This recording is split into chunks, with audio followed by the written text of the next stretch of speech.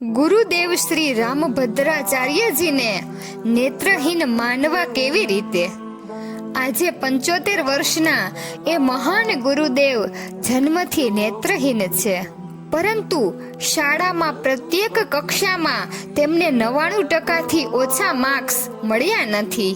એમણે 230 પુસ્તકો લખ્યા છે અને સૌથી મોટી વાત કે શ્રી રામ જન્મભૂમિના કેસમાં તેમણે હાઈકોર્ટમાં 441 પુરાવા આપ્યા એ વાત સાબિત કરવા કે ભગવાન શ્રી રામનો જન્મ અહીં જ થયો હતો.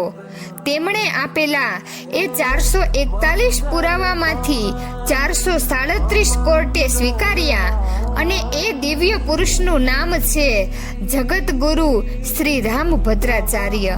300 વકીલોની હાજરીથી ભરાયેલી કોર્ટમાં ગુરુદેવને ચૂપ કરવા અને અસંતુલિત કરવા માટે વિરોધી વકીલે કોઈ કસર બાકી રાખી ન હતી.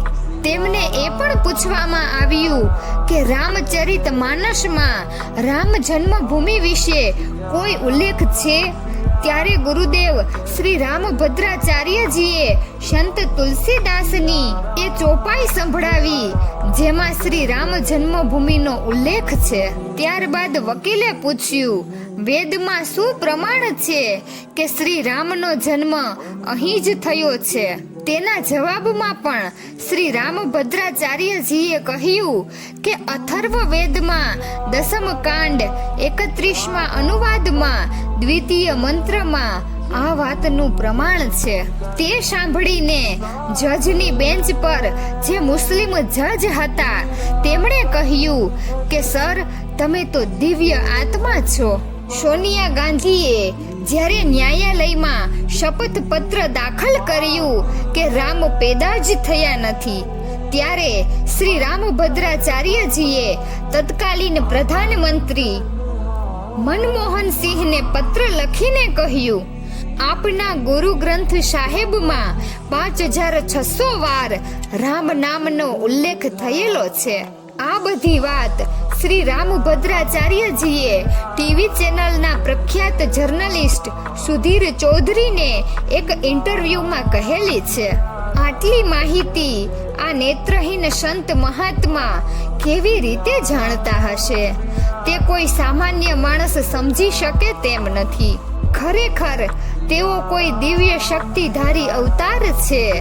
તેમને નેત્રહીન કહેવું પણ યોગ્ય નથી, કારણ કે એક વખત સ્વપ્રધાનમંત્રી શ્રીમતી ઇન્દિરા ગાંધીએ તેમને કહ્યું, તમારી દ્રષ્ટિની વ્યવસ્થા હું કરાવી શકું છું. ત્યારે આ સંત મહાત્માએ જવાબ આપ્યો હતો કે સંસાર જોવાની મને ઈચ્છા જ નથી. તેઓ ઇન્ટરવ્યુમાં આગળ કહે છે કે હું નેત્રહીન છું જ નહીં. મેં કદી અંધ હોવાનું કન્સેશન લીધું જ નથી. હું તો પ્રભુ શ્રી રામને ઘણા નિકટથી જોઉં છું. તો પછી મારે નેત્રની શી જરૂર? આવા પુણ્યશાળી અદ્ભુત પ્રતિભાવના રામ ભક્તને કોટી કોટી વંદન. મિત્રો, જો તમને મારો આ વિડીયો પસંદ આવ્યો હોય તો વિડીયોને લાઈક અને શેર કરજો અને અમારી ચેનલને સબસ્ક્રાઇબ કરજો.